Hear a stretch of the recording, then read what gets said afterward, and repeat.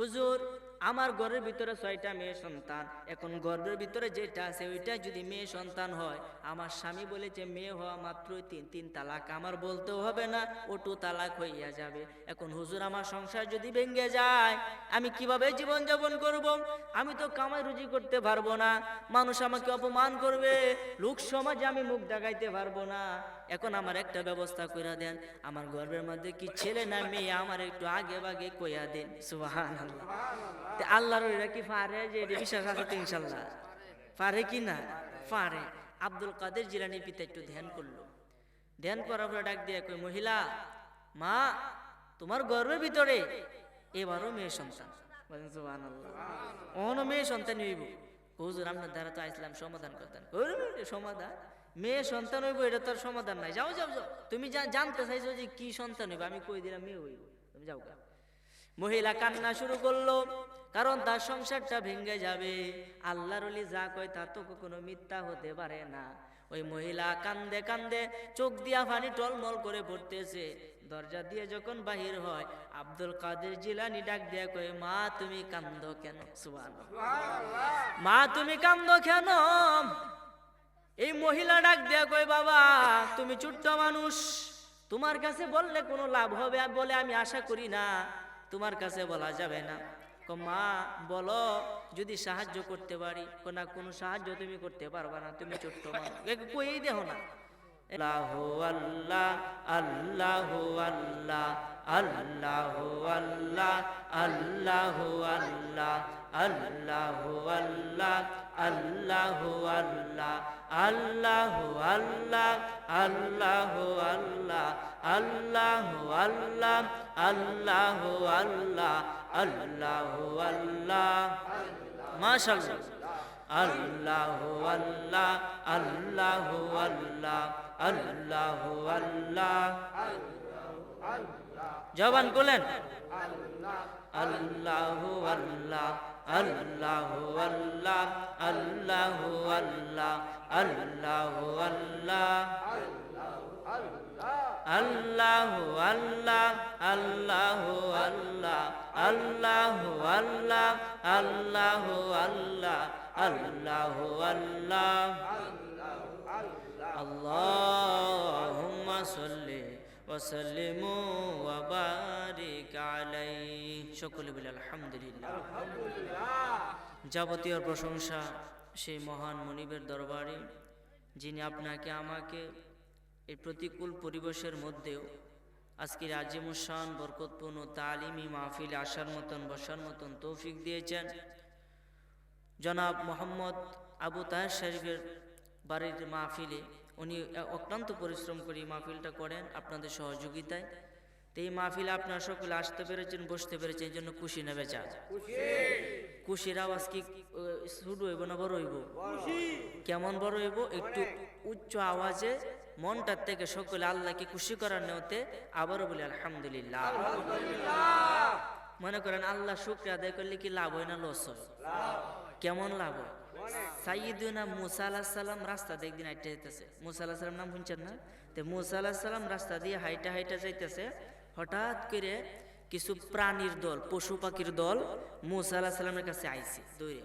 আয় কইতাছে, ইয়া রাসূলুল্লাহ, হে আল্লাহর নবী, হে আল্লাহর নবী, হে মুসা, আপনার কাছে আমাদের একটা কুইশন, আমাদের একটা প্রশ্ন। ও কি প্রশ্ন? আপনি কোথায় যাইতেছেন? আমি তো যাইতেছি তুর পাহাড়ে আল্লাহর সাথে কথা বলার জন্য। জোরে বলেন সুবহানাল্লাহ। সাইয়্যিদুনা মুসা আলাইহিস সালাম আল্লাহর সাথে প্রতিদিন অসংখ্য কথা বলতো তুর পাহাড়ে। তুর পাহাড়ের ভিতর থেকে কথা আসতো, খেজুর গাছের ভিতর থেকে কথা আসতো। আর মুসা আলাইহিস সালাম কইতো, রব্বি আরিনি, আল্লাহ আমারে দেখা দাও। আল্লাহ প্রত্যেকবারই কইতো, লান তারনি, আমারে কখনো দেখতে পারবা না। বলেন সুবহানাল্লাহ। মুসা আলাইহিস সালাম কি আল্লাহরে দেখছে কোনোদিন? দেখে নাই, কিন্তু আপনি আমার নবী সরাসরি এই চর্ম চোখকে কপালে দুইটা চোখ দিয়ে আল্লাহরে দেখছে। আলহামদুলিল্লাহ। চিন্তা করেন, নবীজি মেরাজ থেকে আইসে আনার পরে সাহাবীরা কইতাছে আমি তো মেরাজ করেছি, আল্লাহর সাথে সাক্ষাৎ করেছি। সাহাবীজি গেছে হুজুর আল্লাহরে আপনি কেমন সুরত দেখছেন, আল্লাহ কিরকম? তো নবীজি ডাক দিয়া কয় আমি আমার আল্লাহকে দেখছি আমি নবীজির নিজ সুরতে। সুবহানাল্লাহ। অর্থাৎ আমি নবীজি যেরকম আল্লাহর আমি দেখছি সেরকম যে ব্যক্তি আমাকে দেখবে সত্য সত্য সেই ব্যক্তি আল্লাহরে দেখবে। সুবহানাল্লাহ। তো সেই নবীর উপর আপনি সেই নবীর উম্মত, তাহলে মানে আমরা কি শুকরিয়া আদায় কি কম করা না বেশি করা? তো শুকরিয়া আদায় করলে কেমন লাভ? মুসা আলাইহিস সালামের কাছে যখন ওই পশু পাখি আয় কইতেছে হুজুর আপনার কাছে একটা প্রশ্ন, আপনি কই যাইতেছেন? আমি তো যাইতাছি আমি আল্লাহর সাথে কথা কইতাম যাইতাছি। আল্লাহর কাছে একটা প্রশ্ন করবেন যে আমরা যে এলাকার মধ্যে থাকি এই এলাকার মধ্যে তো অনেক দিন যাবৎ বৃষ্টি বাদল হচ্ছে না, এই বৃষ্টির অভাবে আমরা আজকে পানি না খায়া জীবনযাপন করতেছি, খুব কষ্ট হইতেছে। আল্লাহর কাছে শুধুমাত্র একটা প্রশ্ন করবেন যে আল্লাহ কবে বৃষ্টি দিব, এই টাইমটাকে জানিয়ে নেবেন। বলেন সুবহানাল্লাহ। সাইয়েদুনা মুসা আলাইহিস সালাম পশু পাখির কথা শুই না, এই পশু পাখির কাছ থেকে যখন রাস্তা দিয়ে হাইটা হাইটা তুর পাহাড়ে চলে গেল, এই তুর পাহাড়ের মধ্যে আল্লাহর সাথে কথা বলল। কথা বলার শেষ পর্যায়ে সাইয়্যিদুনা মুসা আলাইহিস সালাম আল্লাহর কাছে বলে আল্লাহ ওগো দয়াল আল্লাহ, এই যে পশু পাখি আমার প্রশ্নটা করছে কবে বৃষ্টি দিবা, বৃষ্টির অভাবে তারা তো অনেক কষ্টে জীবনযাপন করতেছে, এখন আমার কাছে বলছে কবে বৃষ্টি দিবা, এই টাইমটা একটু কয়ে দিতা। আমার আল্লাহ ডাক দিয়ে কই মুসা ওই এলাকার মধ্যে আমি 1 বছর পরে বৃষ্টি দেব। কয় বছর পরে? কোন রাওয়ায়াতে আছে 100 বছর পরে। কয়শো বছর? 100 বছর পরে আমি এলাকার মধ্যে বৃষ্টি দেব। তার মানে কি সময়টা কি দারুণ অনেক দূর, অনেক দূর। সাইয়েদুনা মুসা আলাইহিস সালাম যখন সন্ধ্যার দিক দিয়ে বাড়িতে ফিরে দেখে এই পশু পাখির দল রাস্তার মধ্যে দাঁড়ানো। মুসা আলাইহিস সালামকে দেখে তারা খুশিতে উৎফুল্ল হয়ে ডাক দিয়ে হুজুর আল্লাহর কাছে বলছিলেন? হ্যাঁ কইছিলাম তো। আল্লাহ বৃষ্টি কুম্বালা দিব, কইছে তো 100 বছর পরে বৃষ্টি দিব। এই কথা শুনে সব পশু পাখি এক সমস্বরে বলছে আলহামদুলিল্লাহ। বলেন সুবহানাল্লাহ। তার মানে তারা বুঝছে যে আল্লাহ কোনো না কোনো একদিন বৃষ্টি দিব। এই কথা বলে তারা শুকরিয়া আদায় করছে, আল্লাহর প্রশংসা করছে। মুহূর্তের ভিতরে আকাশ কালো মেঘে ঢেকে সরাসরি বৃষ্টি নামছে। সুবহানাল্লাহ। সাইয়েদুনা মুসা আলাইহিস সালাম বড় বড় মনের ভিতরে বড় লজ্জা পাইল যে আমি পশু পাখির সামনে লজ্জা পাইলাম, কারণ আল্লাহ বলছে 100 বছর পরে বৃষ্টি দিব, মতান্তরে 1 বছর পরে বৃষ্টি দিব। 1 বছর তো আর বাড়ির ধারণা, 365 দিনে হয় 1 বছর, 52 সপ্তাহ হয় 1 বছর, 12 মাসে হয় 1 বছর। তাইলে এতদিন আগে আল্লাহ, এতদিন পরে আল্লাহ বৃষ্টি দিব, আমি তাদেরকে বলেছি, এখন আমার সামনে আল্লাহ মুহূর্তের মধ্যে বৃষ্টি দান কইরা দিছে। আমি তো বড় লজ্জা পাইয়া গেলাম। আবার আল্লাহর কাছে দৌড়ে গেল, ডাক দেয়া বলে আল্লাহ তুমি কই? আল্লাহ ডাক দেয়া কই মুসা আমি তো এই নই, কি কইবে কই আল্লাহ? আল্লাহ আমার তুমি লজ্জাটা দিলা কেরে? কতরে কি লজ্জা দিছি? লজ্জা না, তুমি বলেছো 100 বছর পর বৃষ্টি কইছি, কত ওহন যে বৃষ্টি দিলা? মুসা তুমি যখন এই খবরটা তাদের কাছে পৌঁছে দিছিলা তারা কি মনোভাব প্রকাশ করছিল?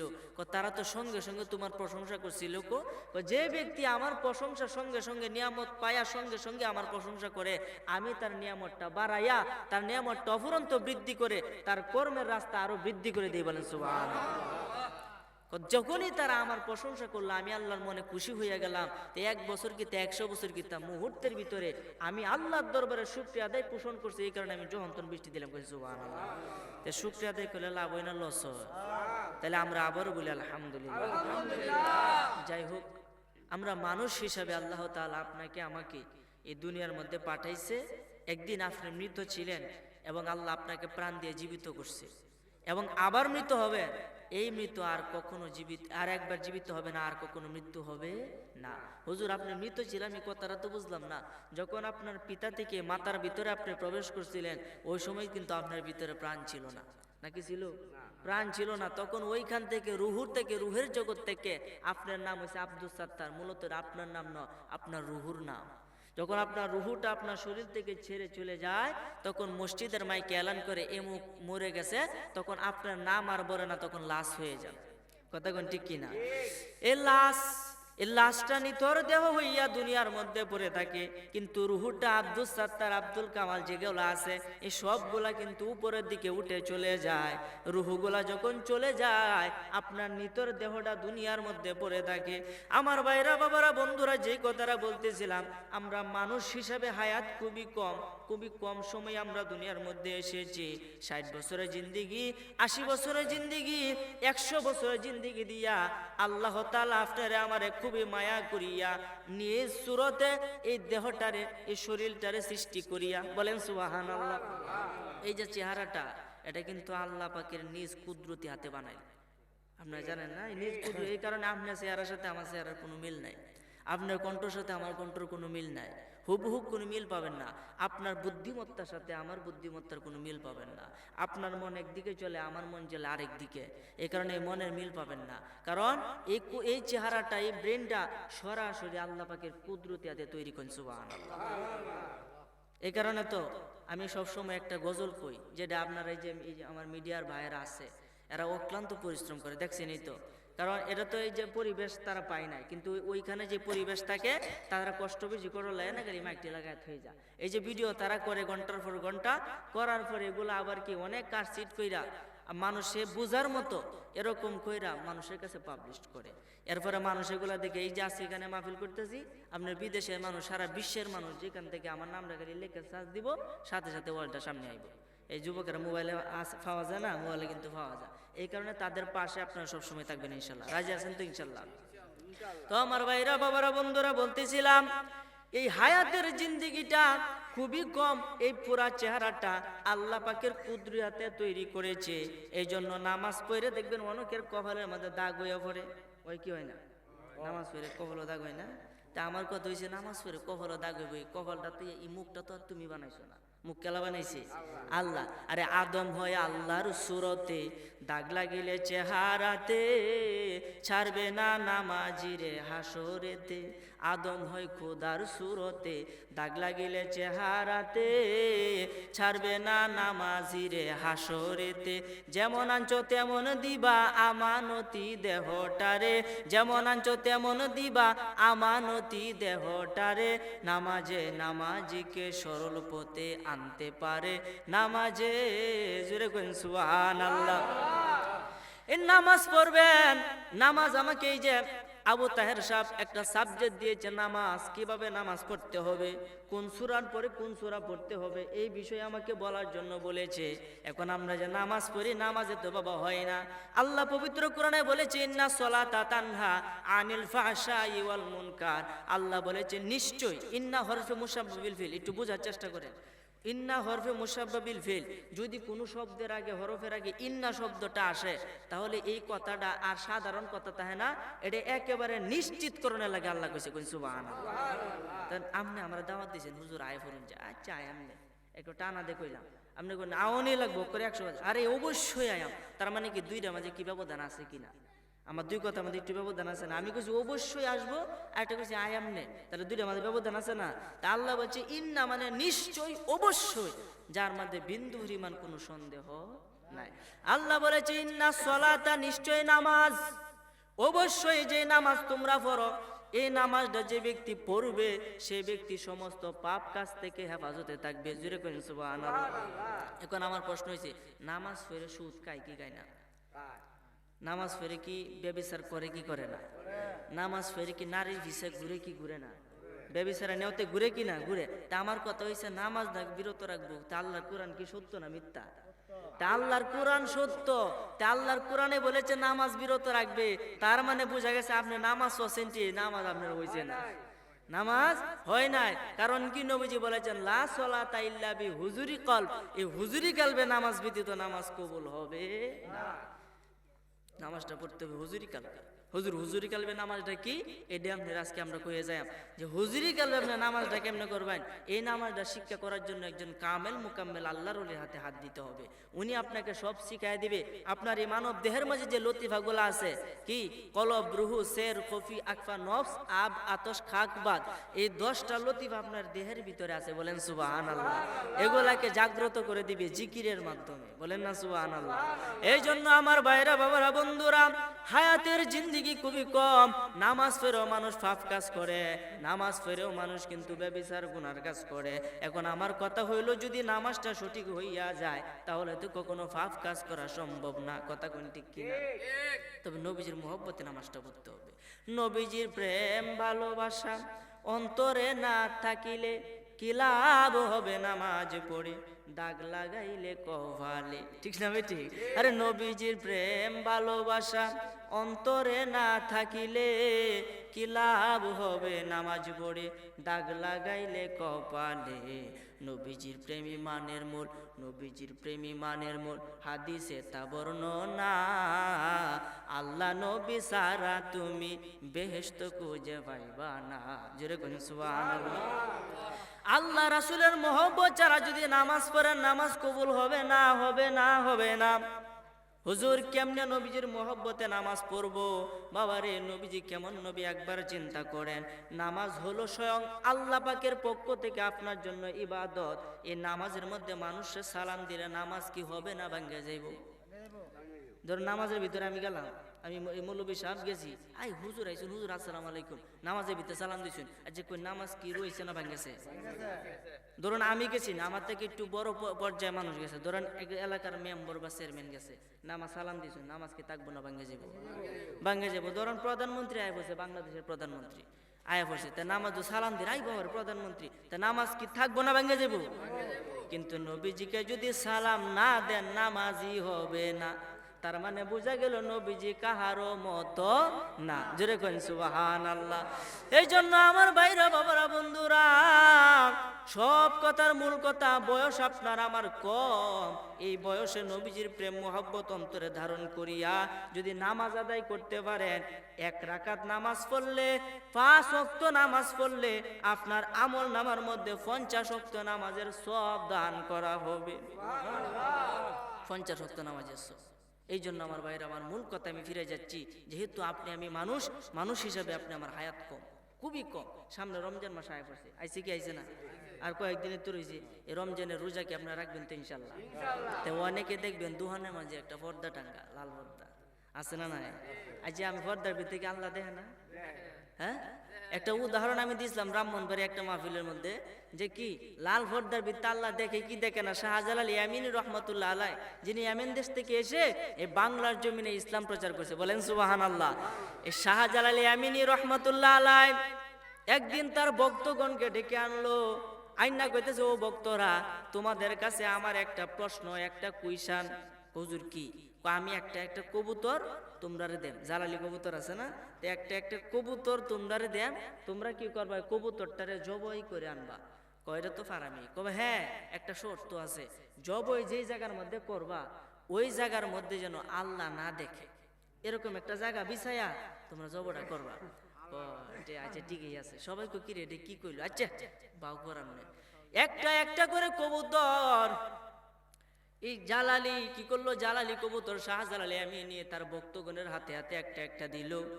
ওইখানে শাহপরান বাবাও ছিল, শাহপরান বাবার হাতেও একটা কবুতর দিল, যে যাও জবাই করে নিয়ে আসো, এমন জায়গা থেকে জবাই করবা যে জায়গার মধ্যে আল্লাহ দেখে না। আচ্ছা ঠিক আছে। সকলে বাড়িতে গেল, জ্ঞান চিন্তা ভাবনা করতে লাগলো কোন জায়গার মধ্যে আল্লাহ দেখে না। অনেকে 2 ঘরে সিফার মধ্যে গিয়া জবাই করছে, অনেকে খাটের নিচে গিয়া জব করছে, অনেকে জঙ্গলের মাঝে গিয়া জব করছে। আর শাহপরান বাবা কবুতর লইয়া যায় 2 ঘরে সিফার মধ্যে, আড়ালের মধ্যে, যে এই জায়গায় জব করলে মনে হয় আল্লাহ দেখবে না, কিন্তু পরক্ষণে তাকায় দেখে আল্লাহ রাব্বুল আলামিন দেখতাছে। সুবহানাল্লাহ। কেমন আল্লাহর ওলি? কেন তো আল্লাহ দেখতাছে, তেন জব করুন যেত না, তে ঘরের ভিতরে গেছে। বাবা কথা কই না, ঘরের ভিতরে গেছে গিয়া ওইখানে জব করতেছে। কিরে এনো যে জব করেন, যে আল্লাহ চায় রয়েছে, কই সুবহানাল্লাহ। তে এনো তো আল্লাহ দেখতেছে, কইছে এনো জব করেন। জঙ্গলের ভিতরে চলে গেল, জঙ্গলের ভিতরে গিয়া যখন জবাই করবে তাকায় দেখে ওইখানে আল্লাহ দেখতেছে। এমন কোন জায়গা নাই যে জায়গার মধ্যে আল্লাহ দেখে না। এই কারণে শাহজালাল যে কবুতর দিছে শাহপরান জব করতে পারলো না। সবাই জব কবুতর শাহজালাল ইয়ামিনীর দরবারে নিয়ে গেল, আর শাহপরান বাবা আস্ত একটা কবুতর যেভাবে দিছি এভাবে শাহজালালের দরবারে নিয়ে গেল। সকলে একে একে কবুতর দিল, কে কোথায় জবাই করছে এই তত্ত্ব শাহজালাল ইয়ামিনীকে দান করতে শুরু করলো। এরপরে শাহজালাল ইয়ামিনী ডাক দিয়া কইও, আমার ভাগনা ও শাহপরান, কবুতর দেও, তোমার কবুতরটা দেও। আস্ত কবুতর যখন শাহজালালের হাতে দিল, শাহজালাল ডাক দিয়া কয়, ভাগনা তুমি তো কবুতর জব করতে পারলা না। কো মামা জবটা করাম কইন, আমি যে নই যে আল্লাহ আমারে দেখে। যেন যেন আল্লাহ দে আল্লাহ চায় তাই আমি তো আল্লাহ যেন দে আমনে কোশ্চেন যেন আল্লাহ না দেখে ওইখানে জব করতাম। আমি তো এমন কোন জায়গা পাইছি না যে জায়গার মধ্যে আল্লাহ দেখে না। সুবহানাল্লাহ। তখন শাহজালাল এমনি ডাক দেয়া কইতে ভক্তর মতো ভক্ত তো একটা হইলে যথেষ্ট। কথা কইন ঠিক কিনা? তেহার আর আল্লাহর পক্ষে কেমন বিশ্বাস আর আমার বাগনার কেমন বিশ্বাস, তে কে পাইবো আল্লাহরে? কইনা সুবহানাল্লাহ। তো একদিন এই শাহজালাল এমনি কি করলো, কোন জায়গা গেছে কে ভ্রমণ করতো, ফায়দে একটা একটা কবুতর জব করতেছে আর খাইতেছে, এই শাহপুরা খাইতেছে। তখন বক্তরা বিচার দিল, হুজুর আপনার বাইকনা তো হমানে কবুতর জবরে খাইলতেছে। তখন ডাক দিয়ে আনছে, এই তুমি কবুতর খাইলতেছ? কবুতর তো খাইছি, এখন কি হয়েছে? কই কবুতর তুমি মাইরে খাইতেছ রে, এগুলা তো আমানত, জালালি কবুতর তুমি এটি খাইও না। কখন আমি কি করতাম, তুমি কবুতর খাইলা কে রে? যেটি খাইছি তো ফিরত দিলাই, তাহলে কি খুশি? কই এটি কি কেমনে ফিরত দিবা? দেব না। তখন যদি ফাঁক একখানা দল হচ্ছে, ফাঁক ট্রেল আকাশে উড়াল দিছে, সঙ্গে সঙ্গে যে কবুতর গেছে কবুতর হইয়া গেছে। শাহপরা নাউলিয়া জালালি কই তোর খাইয়া জিন্দা করিয়া দিল পাখা উড়াইয়া। শাহপরা নাউলিয়া জালালি কই তোর খাইয়া জিন্দা করিয়া দিল পাখা উড়াইয়া। শাহজালাল কো শাহ পরান কই তোর কাইলা কেন? শাহপরান কই ও গো মামা ফিরাইয়া নেন। শাহজালাল কো শাহ পরান কই তোর কাইলা কেন? আর শাহপরান কয় ও গো মামা ফিরাইয়া নেন। যতগুলি পাখা ছিল আকাশে উড়াইয়া দিল, যতগুলি পাখা ছিল আকাশে উড়াইয়া দিল, জিন্দা হইয়া ডাকে বাঘ বাকুম কয়া। শাহপরান আউলিয়া জালালি কই তোর খাইয়া জিন্দা করিয়া দিল পাখা উড়াইয়া। জোরে কইন সুবহানাল্লাহ। তার মানে কি বোঝা গেল, ওলিদের পাওয়ার আছে না নাই? আছে না নাই? আরে ওলিদের যে কি পাওয়ার, এই কথার মূল কারণ হয়েছে যে আল্লাহ যে দেখেন এমন কোন জায়গা আছে বাংলাদেশও, পৃথিবীর কোন জায়গাতে আছে? তার মানে আপনি যে রোজার সময় দোহানো লাল পদ্মা টাঙ্গায় মানুষের খাওয়াইতেছেন, ওই জায়গাতে আল্লাহ দেখে না? তা আপনি যে খাইতেছেন এনো কি আল্লাহ দেখে না? তার মানে আমার একটা বুদ্ধি আছে যে কি, যারা রোজা রাখে না, যারা সামর্থ্য আছে এরপরে রোজা রাখে না, তারা যখন দোকানে যাবে দোকানগুলো তো সব বন্ধ থাকতো, রাস্তাঘাটে যদি দিনের বেলায় সব বেচাকেনা বন্ধ থাকতো, আর বাড়িতে যদি মা মহিলারা রান্না না করতো, তাহলে কই কাই লইলে, তার মানে ঠেলা তুলে রোজা রাখ লইলে। কথা কোন ঠিক কিনা? এখন তো সুযোগ পায় আল্লাহ, এই কারণে মানে রোজা রাখে না। আল্লাহ যেন আপনাকে আমাকে সত্যিকারের রোজা রাখার তৌফিক দান করুক, বলেন আমিন। শুধু রোজা রাখলেই হবে না বাবা, আজকের এই তালিমটা হলো শিক্ষার তালিম। আপনাদের কি খারাপ লাগতেছে? খারাপ লাগলে কইবেন, আমি কিন্তু বেশি কথা কইতাম না, অল্প কথা কই সাইরে দেব ইনশাল্লাহ। কারণ কথার একটা কিন্তু দাড়ি কমা আছে, মানুষের মন বুঝে কথা কর লাগে। আপনার যদি বিরক্ত লাগে আমি কথা কই জীবন সুখ পাইতাম না। কারণ পেট যদি ভরা থাকে, গোস্তের তরকারি এলো ভাত পেটের ভিতরে ঢুকে না। ঠিক তেমনি ভাবে আলোচনা ভালো হইলেও যদি আপনার বিরক্ত লাগে, তাহলে আলোচনা করে আপনার লাভ হবে না। এই কারণে যদি আপনাদের খারাপ লাগে একটু অনলাইন দিবেন, আমি কয়েক মিনিট কথা বলি ইনশাল্লাহ। রাজি আছেন তো ইনশাল্লাহ? তো দরুদ পড়েন, আল্লাহুম্মা সাল্লি আলা সাইয়্যিদিনা মাওলানা মুহাম্মদ ওয়া আলা আলি সাইয়্যিদিনা মাওলানা মুহাম্মদ। আমার ভাইরা বাবারা বন্ধুরা খুব মনোযোগ দেন। এই শাহপরান শাহজালাল কত বড় আল্লাহর ওলি, একটু চিন্তা করেন। ওলিদের পাওয়ার আল্লাহ কিভাবে বাড়াইয়া দিছে রে বাবা। আল্লাহর ওলিদের পাওয়ার এত মহান করে আল্লাহ দুনিয়ার মধ্যে পাঠাইছে, যেটা সাধারণ মানুষের পক্ষে কোনো কাজ, যেই কাজটা সাধারণ মানুষের পক্ষে সম্ভব না, ওই কাজটা একজন আল্লাহওয়ালার পক্ষে নিমিষেই সম্ভব। কথা বলেন ঠিক কিনা? এই জন্য আমার ভাইরা বাবারা বন্ধুরা একটা উদাহরণ দেই, তাহলে বুঝবেন। খুব মনোযোগ দেন। বড় পীর আব্দুল কাদের জিলানী রহমতুল্লাহ আলাইহি আল্লাহর মাকবুল ওলি, মানে ইনশাআল্লাহ। এই যে আব্দুল কাদের জিলানী যে আল্লাহর একজন খাঁটি ওলি, এটা বিশ্বাস করেন আপনারা? আয় সব ওনার মতো ওলি কি বাংলাদেশ আর কি হইব, পৃথিবীতে কি হইব? হইতো না। আব্দুল কাদের জিলানী যখন ছোট অবস্থায়, এই যুবক ভাই কথা কবে না, আব্দুল কাদের জিলানী যখন ছোট অবস্থায়, তখন উনি ঘরের দরজার মধ্যে বৈশা বৈশা খেলাধুলা করতেছেন। তো এই মুহূর্তে একজন মহিলা কিছু দুধ এবং কিছু কলা লইয়া এই আব্দুল কাদের জিলানী দরবারে আসছে। তখন আব্দুল কাদের জিলানী দরবারে বসে নাই, ওনার পিতা আবু সালে জঙ্গি মুসা দরবারের মাঝে বসে। সুবহানাল্লাহ। জন্ম তোমার জিলানেতে, তরিকা হয় কাদরিয়া, আবু সালে জঙ্গি মুসা তোমারই হলেন পিতা। উম্মুল খায়ের ফাতেমা হয় তোমারই জননী, তোমারই নামের গুণে আগুন হইয়া যায় ফানি। আই বড় পীর আব্দুল কাদের, জোরে কোন সুবহানাল্লাহ। মা জননী কুরআন পড়ে গর্ভেতে রেখে সন্তান, 18 সিপারা কুরআন মুখস্থ করিয়া যান। মাই জানে না ছেলের গুঞ্জে, মাই জানে না ছেলের গুঞ্জে, হইয়া গর্ভধারিণী তোমারই নামের গুণে আগুন হইয়া যায় ফানি। আই বড় পীর আব্দুল কাদের, জোরে কোন সুবহানাল্লাহ। জন্ম তোমার জিলানেতে ছিল রমজানের সময়, দিনের বেলা দুগ্ধ খাও না তাতে তোমার রোজা হয়। সুবহানাল্লাহ বলবেন না? জন্ম তোমার জিলানেতে ছিল রমজানের সময়, দিনের বেলা দুগ্ধ খাও না তাতে তোমার রোজা হয়। কয়দিনহীন আলাউদ্দিন, কয়দিনহীন আলাউদ্দিন মারফতের খনি, তোমারই নামের গুণে আগুন হইয়া যায় ফানি। আই বড় পীর আব্দুল কাদের, জোরে কোন সুবহানাল্লাহ। ওই বড় পীর আব্দুল কাদের জিলানী কত বড় আল্লাহর ওলি, একবার চিন্তা করেন। যখন তিনি ছোট অবস্থায় দরজার মধ্যে বৈশা বৈশা খেলাধুলা করে, ভিতরে তার বাবা বৈশা বৈশা মানুষকে তদবির দান করে। তদবির ছিলেন নিয়ে যায়, তদবির দে না, এই তদবির তাবিজ কবর মানুষের দিতেছে, সাহায্য করতেছে।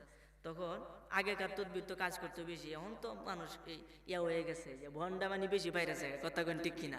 এখন মানুষকে ঠকায় বেশি। হ্যাঁ, এগুলা বলার দরকার নাই। যাই হোক, এগুলা কবিরাজের বিষয়। যারা কবিরাজি করে খুব সাবধান। কবিরাজি কিন্তু সাধারণ মানুষের পক্ষে সম্ভব না। যার মুখের কথা সরাসরি আল্লাহ যাই বলে সে আল্লাহ তাই দান করে, সেই ব্যক্তি যদি কবিরাজি করে এটা কামে লাগে, কথা কোন ঠিক কিনা। আর কিতাব দেখে দেখে কবিরাজি এটা কাম হইতো না, নিজের মন থেকে খালি ফু তোমার ফু দিলাম ভালো এর দেখুন যে ভালো হয়েছে, কোন সুবহানাল্লাহ।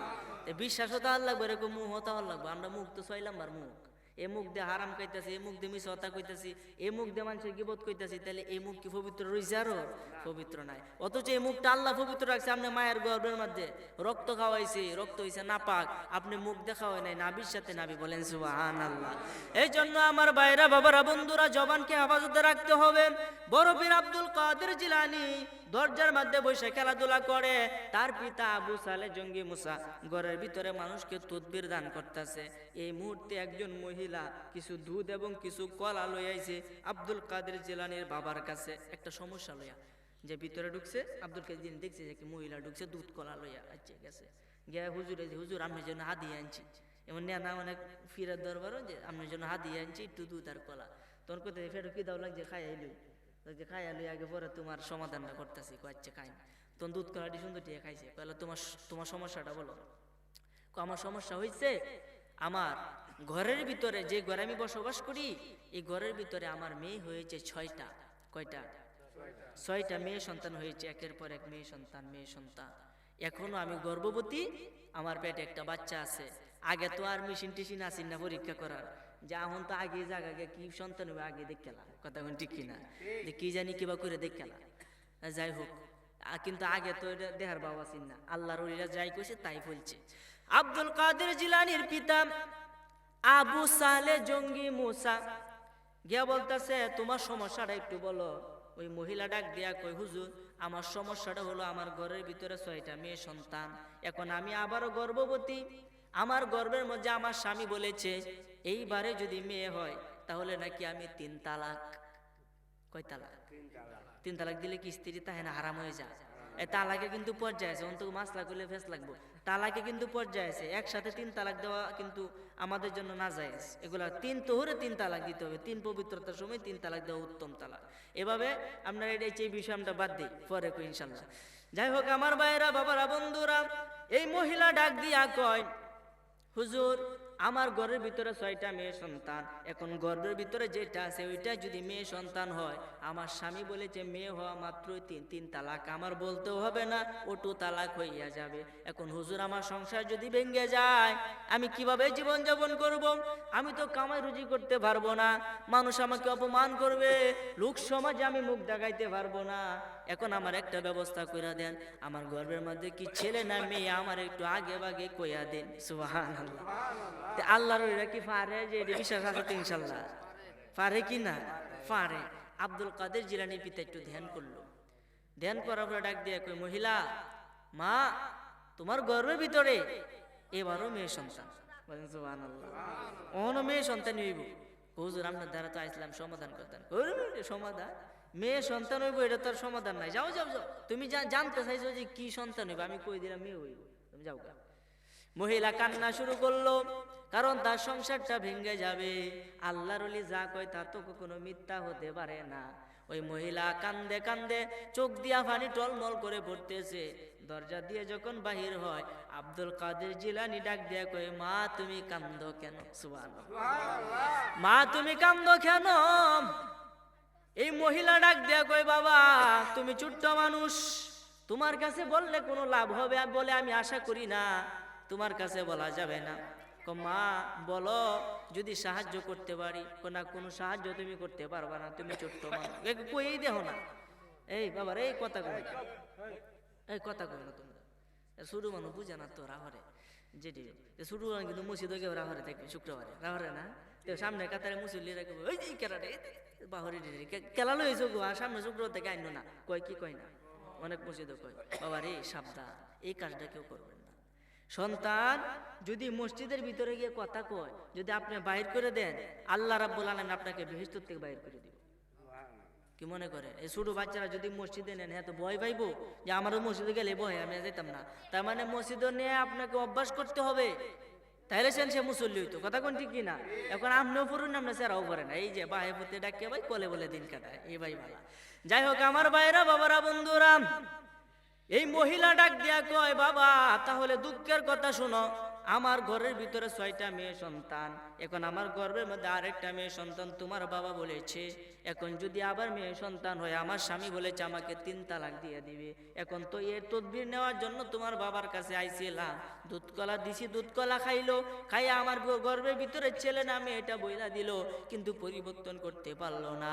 আব্দুল কাদের জিলানী ডাক দেয়া কয়, মা তুমি দুধ কলা কি তোমার টাকায় আনছো নি? কয় আমার টাকায় আমি দুধ কলা আনছি। কই দুধ কলার হকদারি কে? কয় আমি তো ছিলাম, কিন্তু এখন তো তারে দিয়া দিলাম, এখন তো সে হকদারি হয়ে গেছে। আব্দুল কাদের জিলানী ডাক দেয়া কয়, তোমার সমস্যার সমাধান যতক্ষণ না হবে ততক্ষণ পর্যন্ত দুধ কলার মালিক তুমি আর তিনি হতে পারবে না। সুবহানাল্লাহ। সমাধান কইরে আবার দুধ কলা মালিক হল এর আগে না, কায়ের লইর আগে সমাধানটা কইরে খাইতো। তুমি যাও গিয়া কোকা দুধ কলাটি ফেরত দিত। সুবহানাল্লাহ, তুমি যাও দুধ কলাটি কোকা ফেরত দিত। সমাধান যখন করতাম না, দুধ কলা ফেরত দিত, খাইতো কেরে। তার প্রথম এটা কইছে 2 নম্বরে, প্রথম কইছে তুমি কে কোগা যে ভিতরে যে মেয়েটা এটা ছেলে বানায় দিত, এটাকে কোগা। তখন গেছে কে কইতে, হুজুর কই তুমি আবার আসছো কেন? কই যে শুরু বাচ্চা বই রয়েছে ফাটাইছে। কইছে কো কি তা সমস্যা কি? ক আমার ভিতরে যে মেয়ে সন্তানটা এটারে ছেলে বানায়া দেন। সুবহানাল্লাহ। কই বেটি কি কইতাছ? সম্ভব? তো অসম্ভব কার বাড়ি, তুমি কি কইতাছ? যাও। ধমক দিয়া বাইর কই যে মহিলা কান্দন আরো বাইরে গেছে গা। কো বাবা তোমার কথা শুনে তো বোয়া খাই আইছি, না যেতাম না। কো মা তুমি আবার যাও, যেহেতু তোমার মেয়েকে ছেলে বানাইতে পারলো না, তার মানে ওনার দুধ কলা খাওয়ার অধিকার নাই, তুমি কে কওগা দুধ কলাটি ভাবে ফেরত দিতে। কই সুবহানাল্লাহ। এই মহিলা আব্দুল কাদের জিলানীর কথা শুনিয়া আবারও গেল আবু সালে জঙ্গি মুসার কাছে, গিয়া বলতেছে, হুজুর কয় মহিলা তুমি আবার আইছো? আমার তো ছোট্ট বাচ্চা ফাড়াইছে। কেন ফাড়াইছে? কই এবার ফাড়াইছে কোনো ছেলে না, আমার যে দুধ কলাটি খাইছি এটি ফিরত দেওয়ার লাগিয়া। সুবহানাল্লাহ। দেখবেন আমি খাই আলছি, আপনার দোকানে ফেরত দিন, আমাকে রাগ উঠবো নাকি? রাগ উঠতো না। আই সব এই বেটা কার হয়েছে কার, হ্যাঁ এই ছোট সারার কথা তুমি বারবার আইও, আর দুধ কলা ফেরত দিন। সরসে দৌড়িয়া গিয়া বাইরিয়া গিয়া আব্দুল কাদের জিলানী সামনে গিয়া কয়, বাবা এই মহিলারে বারবার তুমি নাকি ফাড়াইছো? কয় হ্যাঁ বাবা আমি পাঠাইছি। এখন নাকি ফাড়াইছো, দুধ কলা ফেরত দিতাম। কহ এই কথা বলতে গালের মধ্যে ঠাস করে একটা তাপ্পর মারছে। বাবা তো তাপ্পর পুত্রে দিতেই পারে, এটা স্বাভাবিক, স্বাভাবিক বিষয়। তাপ্পর মারছে।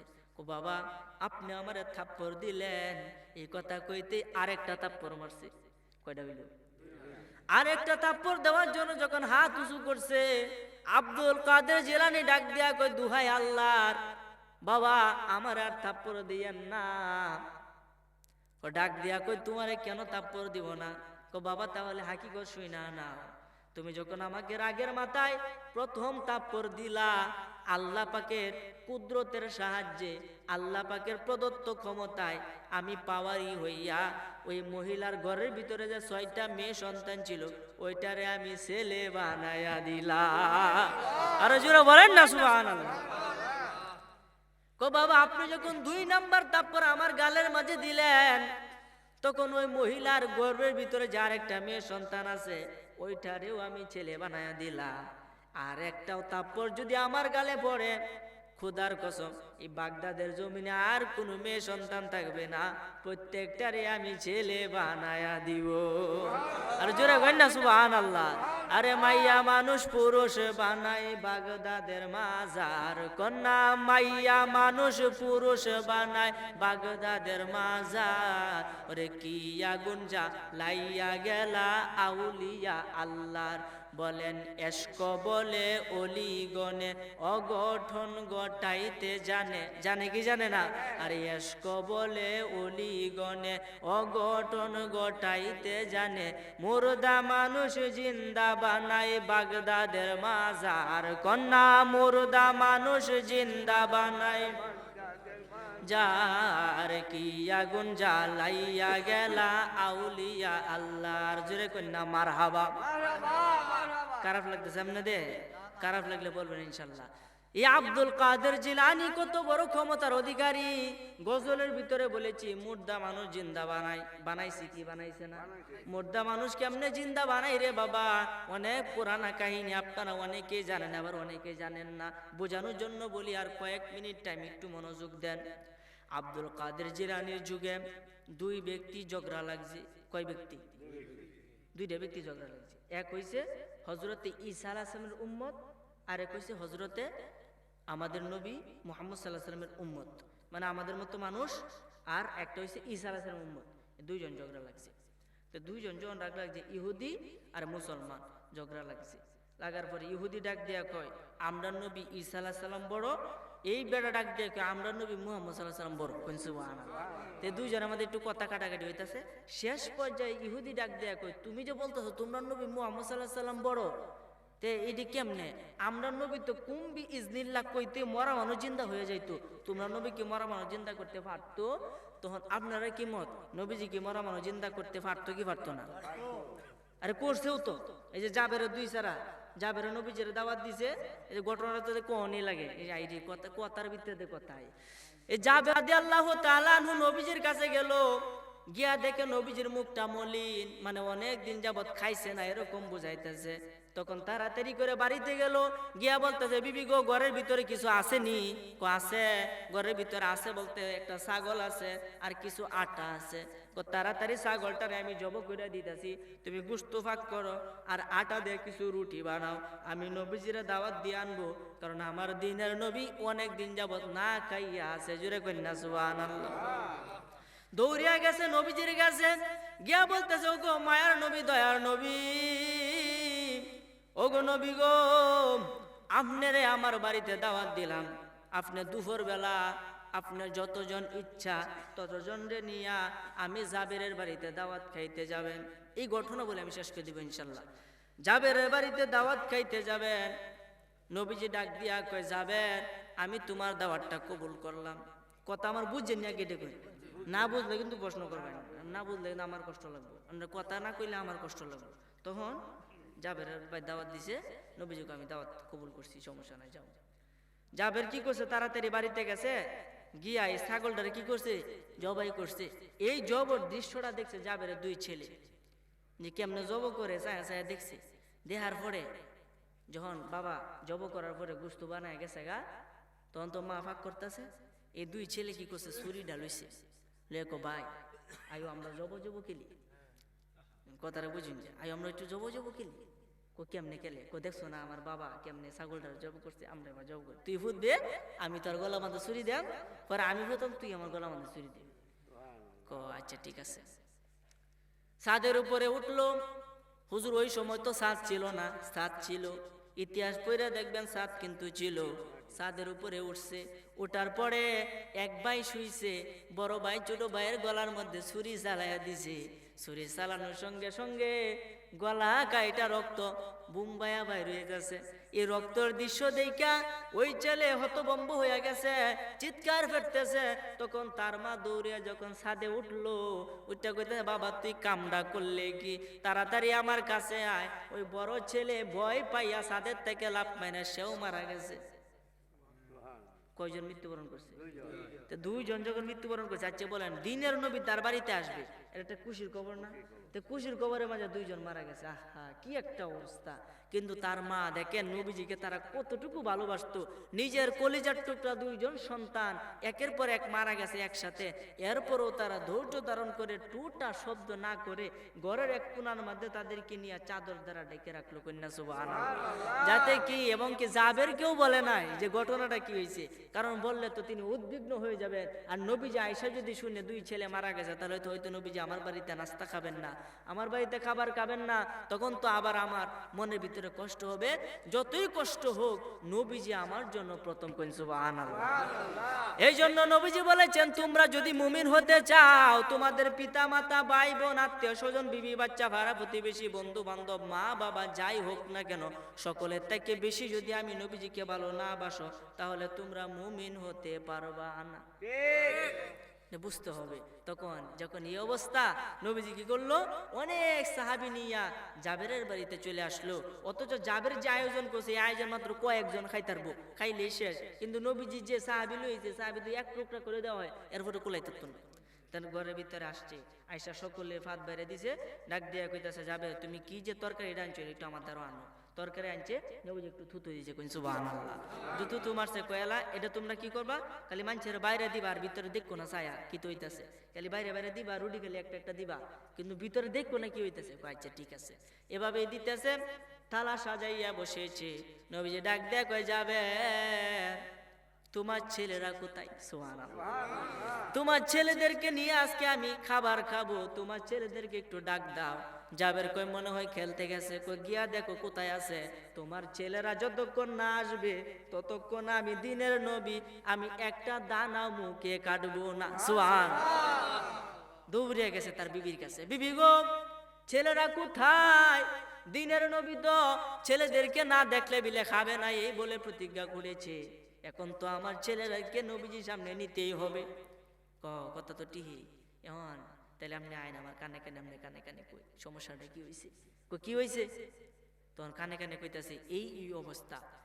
ইম্মেতে জাবের তো একটা চিৎকার মারার অবস্থা হয়ে গেছে। আরে কি আশ্চর্য, আমার দুইটা সন্তান কলিজার টুকরা, যাকে না দেখলে আমার ভাত হজম হয় না, যার কারণে আমার এত কিছু, তারাই চলে গেল। এই কষ্ট নয়নে নবীজির কাছে গেছে, কিন্তু কষ্ট প্রকাশ করে না, চক্ষু দুইটা লাল, অজরে পানি ঝরে পড়তেছে। ডাক দিয়া কয়, জাবের তোমার কি হয়েছে? নবীজি জানে কি জানে না? আর যারা জানে কি জানে না? আর নবীজি তো জানে, গায়েবের খবরদাতা নবীজি। কন্যা সুবহানাল্লাহ। নবীজি ডাক দিয়া কয়, জাবের তোমার কি হয়েছে? জাবের ডাক দিয়া কয়, হুজুর আমার ছেলেরা ঘুমাইতেছে, এখন আসতে পারবে না, আপনারা খেয়ে নেন, আমার ছেলেরা পরে খাবে, আপনারা খেয়ে নেন। নবীজি ডাক দিয়ে কই, কোথায় ঘুমাইতেছে? কই রুমের পাশে ঘুমাইতেছে। ডাক একটু আগে ঘুমাইছে, এখন ডাকলেও সজাগ হবে না, আপনি খেয়ে নেন। নবীজি ডাক দিয়া কয়, ও জাবেরের দুই সন্তান তোমরা উঠে পড়ো। বলেন সুবহানাল্লাহ। নবীজি কথা বলতে দেরি হয়েছে, জাবেরের দুইজন সন্তান লাফ মাইরে উঠতে ডাক দিয়া কয়, লাব্বাইক ইয়া রাসূলুল্লাহ। সুবহানাল্লাহ। আর জোরে কই না সুবহানাল্লাহ। লাব্বাইক ইয়া রাসূলুল্লাহ, আমরা হাজির। আরে জাবের তো আশ্চর্য হয়ে গেছে, হুজুর আমার ছেলেরা তো মৃত্যুবরণ করেছে। যাবে, আমি নবীজির জবান এতই পবিত্র, আমি যাহা বলে আল্লাহ তাহাই করে দেখুন। সুবহানাল্লাহ। তো আমার নবীজি কি মুর্দা মানুষ চিন্তা করতে পারতে কি পারছে না? আরে পারছে কি পারছে না? তখন আব্দুল কাদের জিলানির যুগে যখন দুই ব্যক্তি ঝগড়া লাগছে, ঈসা আলাইহিস উম্মত কয়, আমরা নবী তো মরা মানুষ জিন্দা করতে পারতো, তোমরা নবী কি পারতো? তখন এই মুসলমান ব্যক্তির জানা ছিল না যে আমাদের নবী কি মরা মানুষ জিন্দা করতে পারতো কি পারতো না, এই কথাটা সে জানতো না। এই কারণে সে চুপ করে রয়েছে। আমার নবীজি রওজা মুবারক থেকে বাগদাদ উদ্দেশ্য করে ডাক দেয়া কয়, আব্দুল কাদের রে, ও আব্দুল কাদের রে, আমার নিচের পক্ষের নবী, নিচের পক্ষের নবীর উম্মত, আমি শ্রেষ্ঠ নবীর উম্মত, তার কাছে হাইরা যাইতাছে, তুই তাড়াতাড়ি যা, গিয়া ওই বেজালটা একটা সমাধান করে দিয়ায়। চিৎকার মেরে বলেন না সুবহানাল্লাহ। মদিনা জমিন থেকে ডাক দিছে, বাগদাদের জমিন থেকে শুনছি। সুবহানাল্লাহ। কেমন আল্লাহর ওলি গেছে দৌড়িয়া, গোল মিটিংয়ের ভিতরে গেবুদে ভাই তোমরা সমস্যাটা কি, তখন সমস্যা সব কইলে কইলো, খুব সংক্ষেপে কইতেছি, সমস্যা যখন সব কইলে কইলো যে আমরা নবী মরা মানুষ জিন্দা করতে পারতো, আর এই তোমরা নবী তো মরা মানুষ জিন্দা করতে পারতো না, এই কারণ বেটা কইতারে না, তার মানে তো আমি জিতলাম। আব্দুল কাদের জিলানী ডাক দিয়া কয় বাবা তোমরার নবী হলো ঈসা, ঈসা আলাইহিস সালাম কইতো কুম্বি ইজনিল্লাহ, এই কথা কইতে মরা মানুষ উঠতে পড়তো। এই কথার অর্থ হলো আল্লাহ আদেশ করছে, আল্লাহর আদেশে তুমি উঠে যাও, সুবহানাল্লাহ। এটা অর্থ হচ্ছে কুম্বি ইজনিল্লাহ, আল্লাহর আদেশে কি করো, উঠে যাও। এই প্রশ্নটা করছে, মানে করলে উঠতে পড়ে। তখন আব্দুল কাদের জিলানী ডাক দিয়ে কয় বাবা তোমরা নবী কইতো আল্লাহর আদেশে উঠে যাও, আমি কোন ইমামে আজম না, আমি বড় কিছু না, আমি হইলাম আমাদের নবী মুহাম্মদ সাল্লাল্লাহু আলাইহি ওয়াসাল্লামের একজন গোলামের গোলামের গোলামের গোলাম। তোমরা নবী কইতো কুম্বি ইজনিল্লাহ, আল্লাহর আদেশে উঠো। আমি আব্দুল কাদের জিলানী যদি বলে কুম্বি ইজনি, আমি আব্দুল কাদের জিলানী আদেশ করলাম তুমি উঠে যাও, সঙ্গে সঙ্গে মরা মানুষ উঠে দাঁড়ায়া যাইব, সঙ্গে সঙ্গে মরা মানুষ উঠে কারিয়ে করবে। ও এটা তো বিশ্বাস করার মতো না, তাই প্রমাণ দিতার বা অবশ্যই তুমি কি প্রমাণ চাও? এই বেড়া এই ইহুদি বেড়া মনে মনে কর, তাই যেহেতু প্রমাণ আমি চাই, আমার প্রমাণ যখন দিব ইমন এক কয়বার লয়ে যায়, যে কয়বরটা আমি নিজেও জানি না কোন দিন হয়েছে। আমার এই বড় দাদা চৈদ্দ দাদার আগে যে দাদা আছেন এই দাদার এই কয়ে গেছিলেন একটা কয়বর আছে, তাই কথার মুখ পুণ্যে পুণ্যে এই পর্যন্ত আইসি, এই কয়বরটা আমাদের লয়ে যায়, লইয়া গেছে। কয়বরটা আপনার 500 বছরের না 6000 বছরের পুরনো, এরকম একটা রেওয়ায়াত আছে। এত অনেক বছরের পুরনো, এক কথায় অনেক বছরের পুরনো। এই কবরের কাছে লয়ে গেছে যে হুজুর এই জায়গার মধ্যে একটা কবর আছে, যদি আপনি বেড়ার বেড়া হইল এই জায়গাতে তুললে দেখায়। আব্দুল কাদের জিলানী একবারে সমান কেন কয়বর, কয়েন একটা কয়বর আছে তুললে দেখায়। আব্দুল কাদের জিলানী ইশকের নজরে গিয়া বেলায়েতের পাওয়ারে পাওয়ারি হইয়া তার হাতে ইশারা করিয়া, কয়বরের ভিতরে হাতের ইশারা করিয়া বলতাছে কুম্বি ইজনি, হে মৃত ব্যক্তি আমি আব্দুল কাদের জিলানী আদেশ করলাম তুমি উঠে যাও, সঙ্গে সঙ্গে 13 হাত লম্বা লোক উঠে দাঁড়ায়া গেছে। 13 হাত লম্বা লোক, কয়াত 13 হাত, এখন আমরা কয়াত নিজের হাতে তো সবাই 3.5 হাত, কথা কোন ঠিক কিনা? তো এইবারটা 13 হাত লম্বা লোক, চিন্তা করেন আমাদের হাতে 13, তার হাতে তো 3.5 হাতে, 13 হাত লম্বা লোক উঠে কার হইছে, কার হইতে কইতে এই যে তুলছি। এই বেটা হতো মুম্বইয়া আব্দুল কাদের জিলানী আমাদের লুটাই বেরে হুজুর এই মুহূর্তে আমার মুসলমান বান করেন, সুবহানাল্লাহ। তখন এই ইহুদি মুসলমান হয়ে গেছে। দেন আব্দুল কাদের জিলানী যে লোকটারে তুললে বসে আরেক বিপদ। কেমন বিপদ? ওই লোকটা নাভি থেকে মাথা পর্যন্ত বেহেশতি পোশাক, এবং নাভি থেকে মাথা পর্যন্ত বেহেশতি পোশাক, এবং এই নাভি থেকে এই হাঁটুর নিচ পর্যন্ত মানে পা পর্যন্ত জাহান্নামের আগুনে জ্বলতে জ্বলতে ফুইরা আংরা হয়ে গেছে। এখন এই লোকটা যখন কবর থেকে তুলছে তার আযাবটা একটু হালকা হালকা লাগতেছে। আব্দুল কাদের জিলানীর কদমের মধ্যে পইরা গেছে, ডাক দিয়া কই হুজুর মেহেরবানি করে আমারে আর কয়বর দিয়েন না, এই কবরের ভিতরে এত আযাব এত যন্ত্রণা, আমি আজকে অনেক বছর ধরে আযাব সহ্য করতেছি রে, শত শত বছর ধরে হাজার হাজার বছর ধরে কবরের ভিতরে আমাকে শাস্তি দেওয়া হইতেছে, আমি কবরের শাস্তি আর সহ্য করতে পারছি না, হুজুর মেহেরবানি করে দুহাই আল্লাহ আমার আর এই কয়বরের ভিতরে আপনি দিয়েন না। আব্দুল কাদের জিলানী ডাক দেয়া কয় বাবা তোমার অন্যায়টা কি, তুমি কি পাপ করেছো, তোমাকে শাস্তি দেওয়া হচ্ছে, তোমার মাথা থেকে নাভি পর্যন্ত বেহেশতি পোশাক, নাভি থেকে পা পর্যন্ত আবার জাহান্নামের আগুন জ্বলে, এই দুইটার কারণ কি একটু জানতে চায়। ওই ব্যক্তি ডাক দিয়া কয় হুজুর আমি বড় মায়ের খেদমত করতাম, মা আমার দুঃখের দিনের সাথী ছিল, মায়ের খুব খেদমত করতাম, মা আমাকে ছোট থেকে তার স্নেহ দ্বারা লালন পালন করে আমারে বড় করছে, বড় করে আমার যখন বিয়ে করার বয়স হইল, এই বিয়ে করার বয়স পর্যন্ত আমারে বড় করছে, বিয়ে করাইলো একটা ফুটফুটি সুন্দরী একটা যুবতী মেয়েকে, আমি ওই মেয়েরে নিয়ে সুখে শান্তিতে বসবাস করতেছিলাম, সকালবেলা বাইর হইয়া কাজের উদ্দেশ্যে যাইতাম, সন্ধ্যাবেলা বাড়িতে আসতাম, সারাদিন কাজ করে মাথা আমার গরম থাকতো, কোনটা থেকে কোনটা কইতাম আমি নিজেও বুঝতাম না।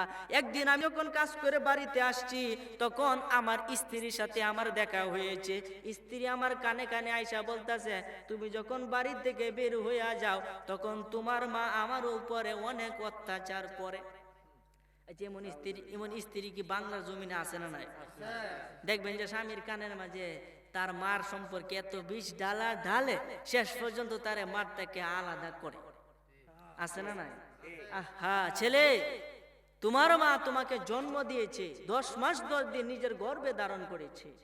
এমনকি শুধু তাই নয়, পৃথিবীতে আইসাই তোমাকে ফালায় দেয় নাই, ভুলে নাই, তোমাকে তার বুকের দুধ খাওয়াইয়া তোমার বড় করছে। তুমি একটু বড় হইছো, তোমার মুখের ভিতরে ভাত একটা একটা করে ভাত দেয়া তোমার ভাত খাওয়া শিখাইছে, তোমার খানা কেমনে খাইতে শিখাইছে।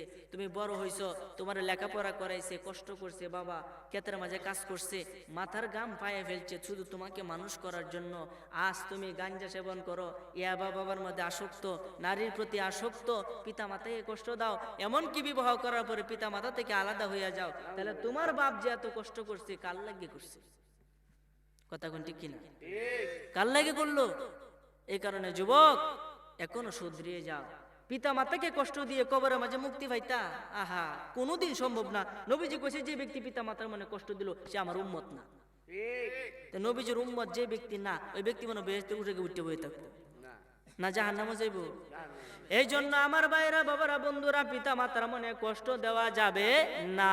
এই জন্য আমার ভাইরা বাবারা বন্ধুরা, তখন আব্দুল কাদের জিলানী বলতেছে, বাবা তোমার অন্যায়টা কি? আমার অন্যায়টা হলো এটাই, যখন আমি কাজের থেকে বাড়িতে আসলাম, আমার স্ত্রী আমার কানের মধ্যে পুষ্পন্তর দিল।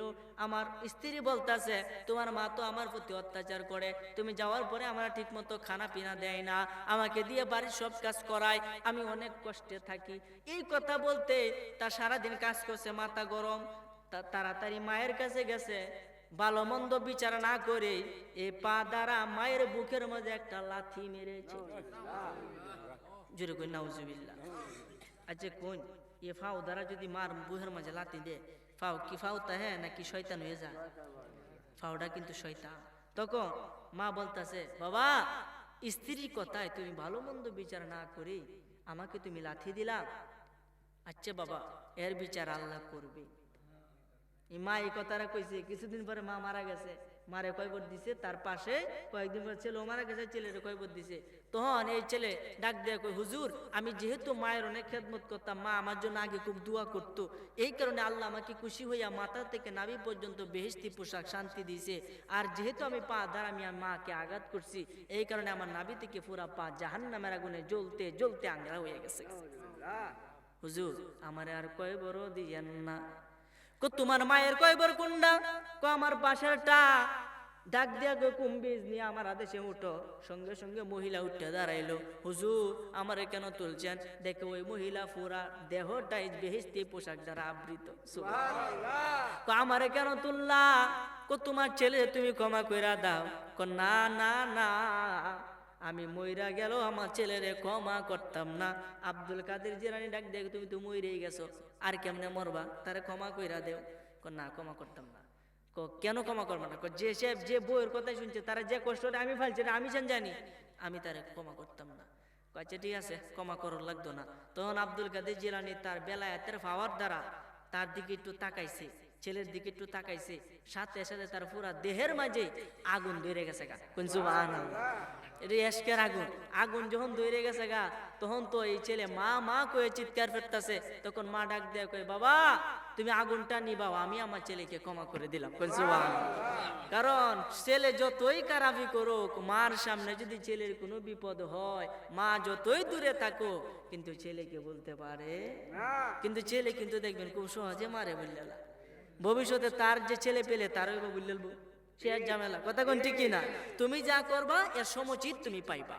যাই হোক আমার ভাইরা বাবারা বন্ধুরা, আলোচনা দীর্ঘায়িত করবো না, শুধুমাত্র এতটুকুই বলতে চাই, এই আজকে আবু তাহের সাহেবের বাড়িতে যে তালিমটা, এই মজলিসটার মধ্যে আপনারা এসেছেন, কিছু কথা শিক্ষা অর্জন করেন। প্রথমত আপনার কলবটাকে পবিত্র করতে হবে। দ্বিতীয়ত নামাজ 5 ওয়াক্ত জামাতের সঙ্গে হুজুরি কালবে আদায় করতে হবে একনিষ্ঠতার সাথে। কোনো ধ্যান ধারণা অন্য কোনো ধারণা নামাজের ভিতরে করা যাবে না। কারণ মুরব্বী হয়ে গেছেন, দাড়ি ফাঁকেছে গা, চুল ফাঁকেছে গা, একদিন তো হঠাৎ করে মারা যাবেন। কথা কোন ঠিক কিনা? মনে রাখবেন, যার দাড়ি ফাঁকেছে গা তার একটা একটা অঙ্গ মরে গেছে গা। এই যে একটা দাড়ি ফাঁকে একটা অঙ্গ মৃত্যুবরণ করে। এইভাবে যখন পুরাটা দাড়ি ফাঁকে যা, আপনার এই জায়গার মধ্যে যে হায়াত, যে প্রাণগুলো ছিল, এই সবগুলো নষ্ট হয়ে যায়। এভাবে আস্তে আস্তে আপনার দেহের বিভিন্ন জায়গার মধ্যে দেখবেন অবশ কাজ করে না। এই যে এখান থেকে ফেরেশতারা চলে যা, আপনাকে তখন আর গাইডলাইন দেওয়ার মতো কেউ থাকে না, তখন আজরাইল এসে আপনার প্রাণটাকে বাহির করে নিয়ে যা। এই জন্য ভালো কাজ করলে বেহেশত, খারাপ কাজ করলে দুজক। কথা কোন ঠিক কিনা? আরে দিবে তোরে দুজকের আগুনে নিরঞ্জনে, ফুরবে তোরে দুজকের আগুনে। আরে দিবে তোরে দুজকের আগুনে নিরঞ্জনে, ফুরবে তোরে দুজকের আগুনে। তোমার বয়স যখন হইবে বাটি, সঙ্গী হবে বাঁশের লাঠি, কিছু কিছু কন শুনবি তুই কানে। কথা কোন ঠিক কিনা?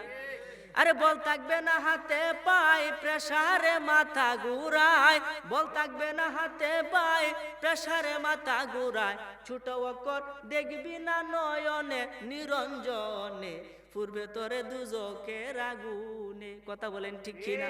যাই হোক, আর সামনে আমি বাড়াবো না ইনশাল্লাহ, যেহেতু অনেক রাত্র হয়ে গেছে। মনে রাখবেন, দুনিয়ার মধ্যে এসেছেন, দুনিয়া ছেড়ে চলে যেতে হবে। বাবা যুবক, ঘুরো, কত ঘুরবা, খাইবা কত খা, বিচার কিন্তু আল্লাহ একদিন করবো। এই যে 1 বছর একটা বই দেয়, বইটা পড়ে কিন্তু 1 বছর পর একটা পরীক্ষা দেওয়ার লাগে, তুমি কি পড়লা।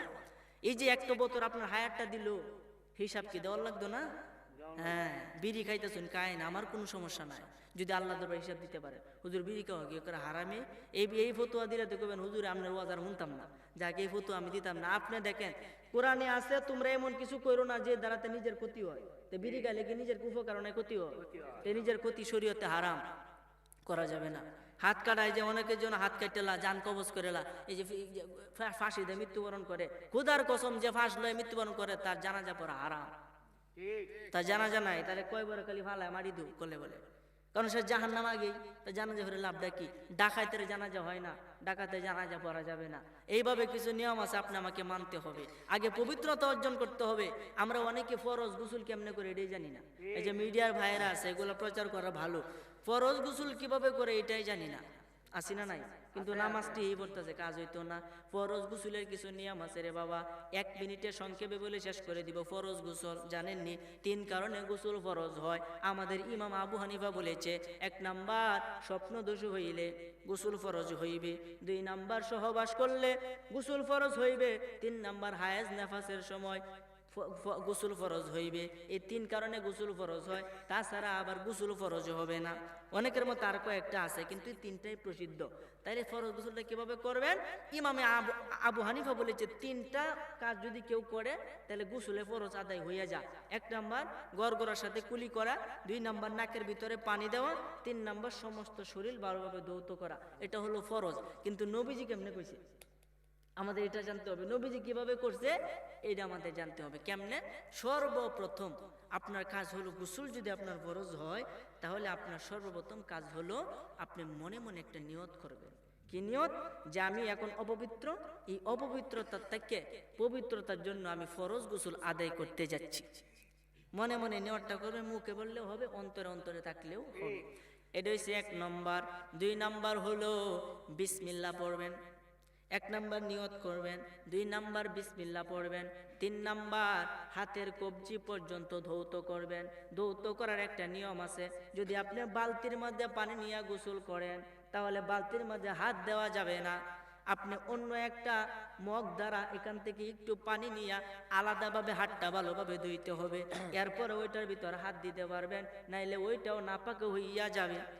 আর দিঘির মধ্যে, পুকুরের মধ্যে যদি গোসল করেন তাহলে আবার কোনো নিয়ম নাই, হাত এভাবে ধুয়ে ফেলবেন, কারণ এখানে পানির কোনো পরিমাণ নাই, অনেক পানি। কথা কোন ঠিক কিনা?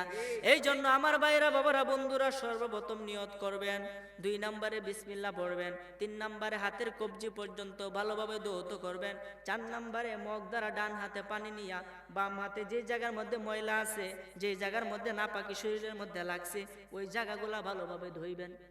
ঘষে ঘষে ডাইনাতে পানি ঢালবে, বামাতে ঘষে ঘষে ধুইবেন। নাপাক যে জায়গাগুলো আছে আগে এগুলা ধুইবেন। ধোয়ার পরে আপনি কি করবেন?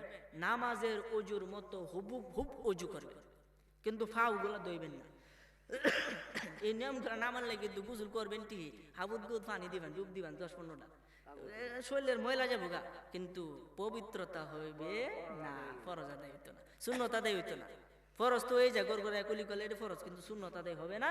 আর যেই আমলের সুন্নত নাই ওই আমল আল্লাহ কবুল করে না। তখন প্রথম 1 নাম্বার নিয়ত করবেন, 2 নাম্বার বিসমিল্লাহ বলবেন, 3 নাম্বার কবজি পর্যন্ত দৌত করবেন, 4 নাম্বার নাপাক জায়গাগুলো দৌত করবেন, 5 নাম্বার নামাজের ওযুর মতো ওযু করবেন কিন্তু পাগুলা পরে ধুইবেন। 6 নাম্বার মুখ দিয়া পানি নিয়ে মাথার মধ্যে 3 বার ঢালবেন। মাথার চুলের গুড়ির মাঝে পানি পৌঁছা অবশ্যই শর্ত, পৌঁছতেই হবে এই চুলের গুড়ার মাঝে 3 বার পানি ঢালবেন মাথার। এরপরে ডান কান্দে 3 বার, বাম কান্দে 3 বার। ধোয়ার পরে আপনার গোসল আদায় হইয়া গেল। তখন আপনার এই যে যেখানে ময়লা চলে আসে শরীরে এগুলা ভালোভাবে ধুয়ে আপনি চলে আসবেন। এরপরে আপনার আরেক জায়গার মধ্যে গিয়ে 1 মগ পানি নিয়ে পাউডার ধুয়ে আসবেন, দেখবেন আপনার সম্পূর্ণ অঙ্গ পবিত্র হয়ে গেছে। সুবহানাল্লাহ। এই নিয়মে আপনারা গোসলটা আদায় করবেন, দেখবেন ভিতরে একটা শান্তি পাবেন, নামাজ পড়ে প্রশান্তি পাবেন। যাই হোক, আল্লাহর জন্য আপনাকে আমাকে সত্যিকারের ইমানি বুঝ দান করে আমল করে এই দুনিয়ার মধ্যেই যেন বেহেশত অর্জন করতে পারি। আল্লাহ যেন আপনাকে আমাকে সকলকে আমল করার তৌফিক দান করেন, বলেন আমিন। হাযা ওয়া আখিরু দাওয়ানা আনিল হামদুলিল্লাহি রাব্বিল আলামিন। আসসালামু আলাইকুম ওয়া রাহমাতুল্লাহি ওয়া বারাকাতুহু। কই আবু তাহের সাহেব কই?